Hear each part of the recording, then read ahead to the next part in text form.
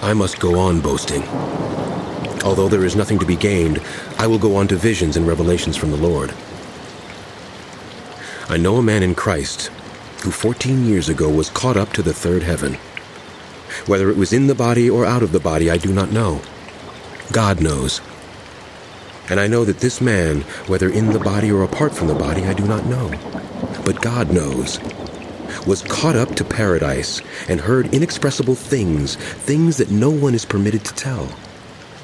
I will boast about someone like that, but I will not boast about myself, except about my weaknesses.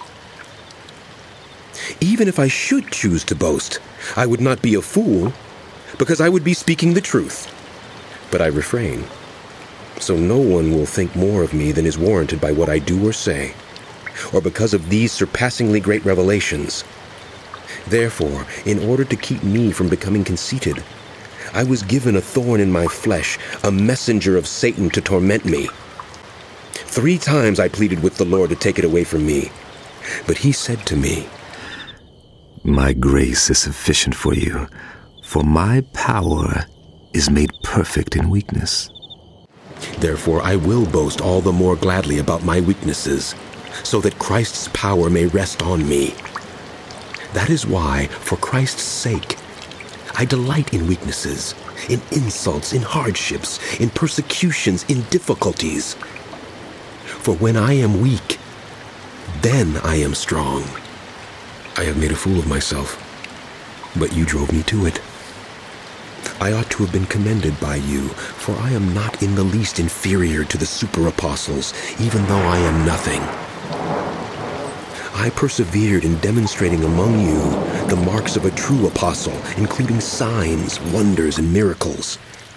How are you inferior to the other churches, except that I was never a burden to you? Forgive me this wrong.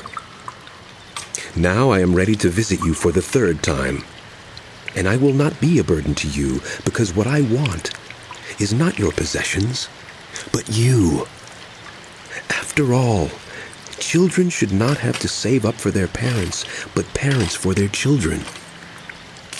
So I will very gladly spend for you everything I have, and expend myself as well.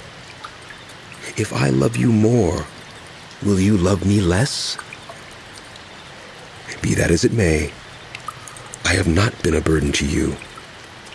Yet, crafty fellow that I am, I caught you by trickery. Did I exploit you through any of the men I sent to you? I urged Titus to go to you, and I sent our brother with him. Titus did not exploit you, did he? Did we not walk in the same footsteps by the same Spirit? Have you been thinking all along that we have been defending ourselves to you? We have been speaking in the sight of God as those in Christ. And everything we do, dear friends, is for your strengthening. For I am afraid that when I come, I may not find you as I want you to be, and you may not find me as you want me to be. I fear that there may be quarreling, jealousy, outbursts of anger, factions, slander, gossip, arrogance, and disorder. I am afraid that when I come again, my God will humble me before you, and I will be grieved over many who have sinned earlier and have not repented of the impurity, sexual sin, and debauchery in which they have indulged.